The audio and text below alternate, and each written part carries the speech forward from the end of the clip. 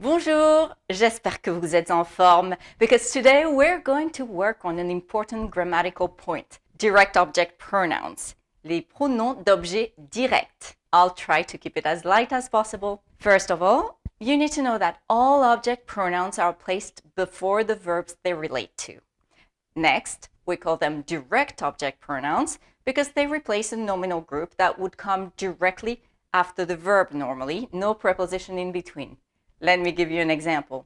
Je goûte cette boisson aphrodisiaque. Oh là là! Cette boisson aphrodisiaque comes directly after the verb. It is a direct object.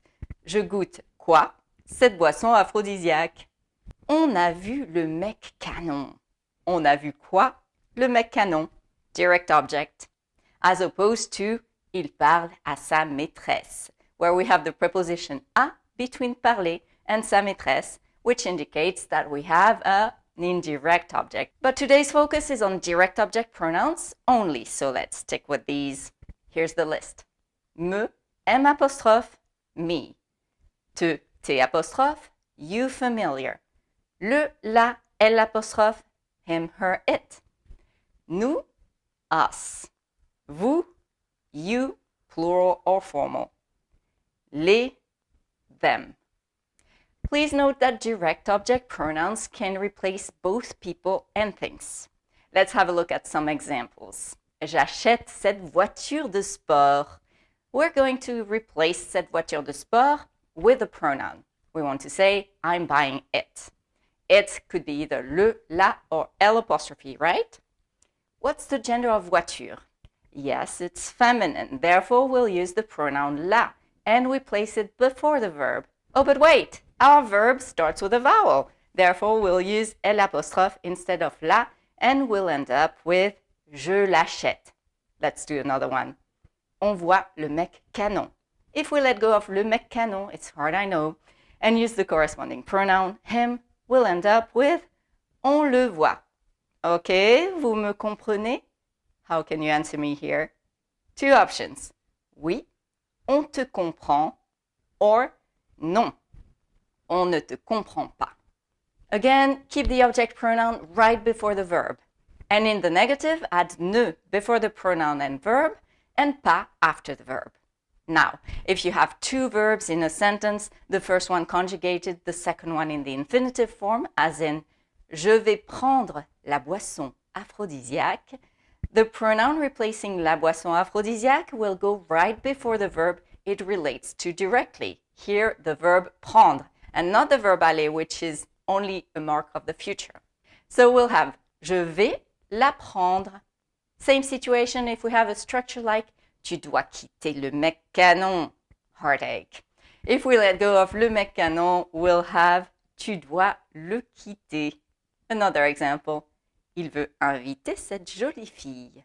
If we replace cette jolie fille with a pronoun, we end up with il veut l'inviter. Now, what's the negative form of all those sentences? Well, always apply the negative structure to the conjugated verb. Ne before your verb, pas after the verb. Je vais la prendre becomes je ne vais pas la prendre. Another example, tu dois le quitter becomes tu ne dois pas le quitter. Il veut l'inviter becomes il ne veut pas l'inviter. Notice that the pronoun is always right before the verb it relates to directly. Okay, now let's look at direct object pronouns before a verb in the passé composé. Tu as vu le mec canon?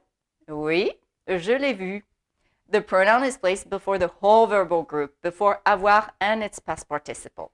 Also, when you place a direct object pronoun before a verb in the passé composé, the past participle of that verb agrees in gender and number with the direct object pronoun. Got it?